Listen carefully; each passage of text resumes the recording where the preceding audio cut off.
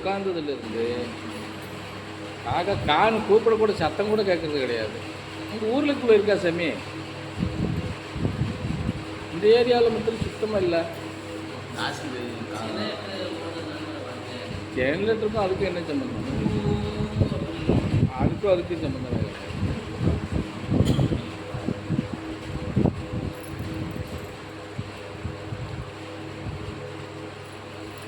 ஒருவேளை இந்த இந்த ஒரு கிலோமீட்டர் சுற்றளவு மாத்திரம் காசியோட சேர்ந்துருச்சோ?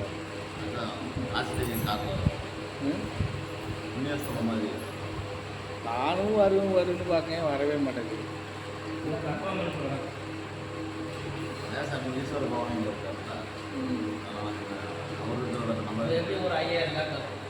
எங்க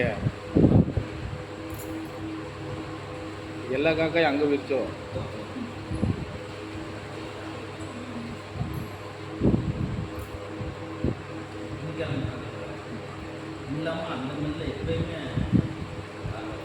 நெல்லில் எல்லா இடத்துலையும் இருக்கும் காக்கா கடை, மரங்க இருக்கும். சாப்பாடுகளை கீழே மேலேயும் போடுவாங்க. சாப்பிட்டு பழகிடுச்சுன்னா அந்த இடத்துல இருக்கும். ஏலூர் சாசனத்தில் 100 கணக்கில் இருக்கும் சாமி. காலையில் எழுப்புறதே நீ அந்த காக்கா தான் வந்து எழுப்புங்க. இங்கே என்னடானா ஒத்த காக்கா வர மாட்டேங்குது.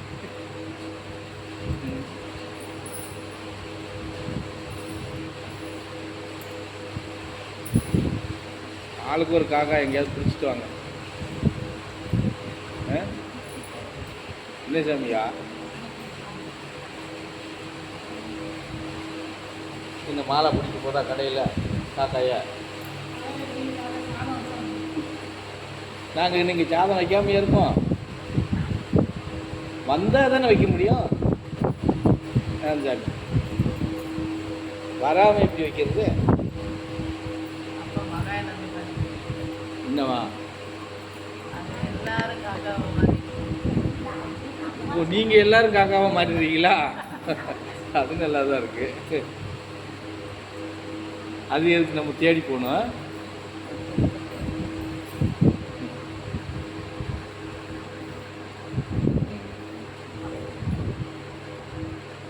ரொம்ப உணர்வு உள்ளது காக்காம்மா, அதான் காக்காவை தேடுறோம்.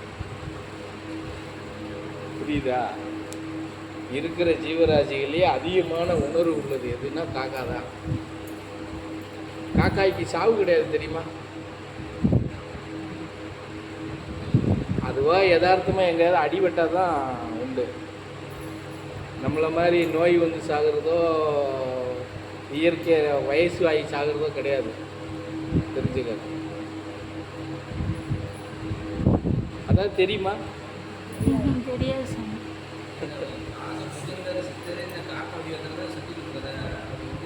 காக்காய்க்கு வந்து இயற்கை மரணம் கிடையாது, நோய் வந்து மரணமும் கிடையாது.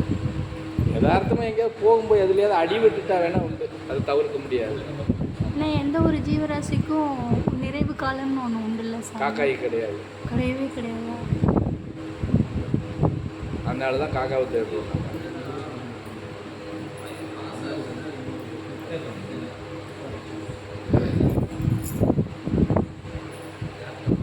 உணர்வும் அதுக்கு அதிகமாக உண்டு, ஒற்றுமையும் நிறையா உண்டு. ஒரு காக்கா அடி விட்டுருச்சுன்னா 3 நாளைக்கு 100 காக்கா அந்த இடத்த விட்டு போகாது.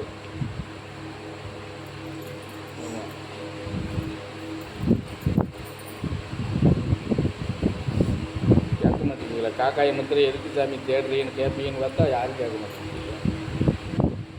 கேள்விங்கிற பேச்சுக்கே இடம் இல்லை.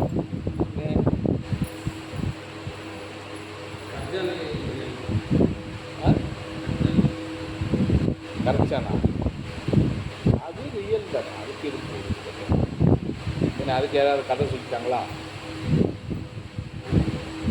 அதுக்கு எதுவும் கதை சொல்லியிருக்காங்களா? புரியல. பிறவியிலே கற்சான்னா பூர்ண பெருவியா சாமி அப்படி சொல்லியிருக்காங்களா? எனக்கு தெரிஞ்சு இல்லை. தெரியாது, நான் தெரியும்னு சொல்ல முடியாதுல்ல.